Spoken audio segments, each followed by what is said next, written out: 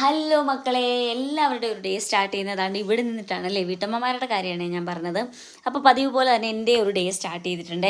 രാവിലെ തന്നെ അരിയൊക്കെ അടപ്പത്തിട്ടു. പിന്നെ നമ്മുടെ എനർജി ഡ്രിങ്ക് ആയിട്ടുള്ള ഇതില്ലാണ്ട് എന്ത് രാവിലെ അല്ലെങ്കിൽ എന്ത് സുപ്രഭാതം അല്ലേ. അപ്പോൾ ഇതൊക്കെ കുടിച്ചിട്ടാണ് രാവിലെ ഒരു ഡേ സ്റ്റാർട്ട് ചെയ്യുന്നത്. അപ്പോൾ അതിനുശേഷം ഞാൻ നല്ല രസമൊക്കെ വെച്ചു. പിന്നെ നമുക്ക് കുറച്ച് മുരിങ്ങയിലൊക്കെ ഉണ്ടായിരുന്നു. ഇപ്പോൾ അതൊക്കെ തോരൻ വെക്കാനുള്ള തയ്യാറെടുപ്പിലാണ്. പിന്നെ കുറച്ച് നല്ല അന്നേരത്തേക്ക് മീൻകാരം വന്നു കേട്ടോ. അപ്പോൾ നല്ല കണ്ണൻകുഴിയാള കൊണ്ടുവന്നേ, വലിയ കണ്ണൻകുഴിയാള. അപ്പോൾ അതൊക്കെ ഞാൻ കറി വയ്ക്കാനുള്ള തന്ത്രപ്പാടിലാണ്. പിന്നെ അതിൻ്റെ സൈഡിൽ കൂടെ കുറച്ച് മെഴുക്കുവരട്ടിയും കൂടെ ഉണ്ടാക്കിയായിരുന്നേ.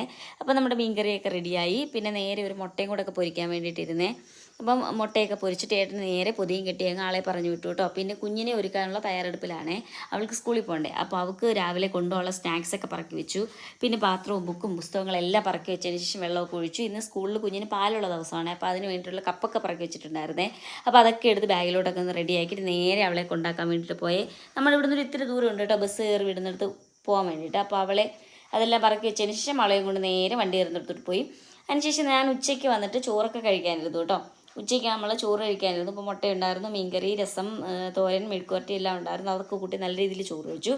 അപ്പോൾ എൻ്റെ വീഡിയോസൊക്കെ അതായിട്ടാണ് ആരെങ്കിലും കാണുന്നതെങ്കിൽ ചാനൽ സബ്സ്ക്രൈബ് ചെയ്ത് സപ്പോർട്ട് ചെയ്യണേ. Ta-ta bye, see U.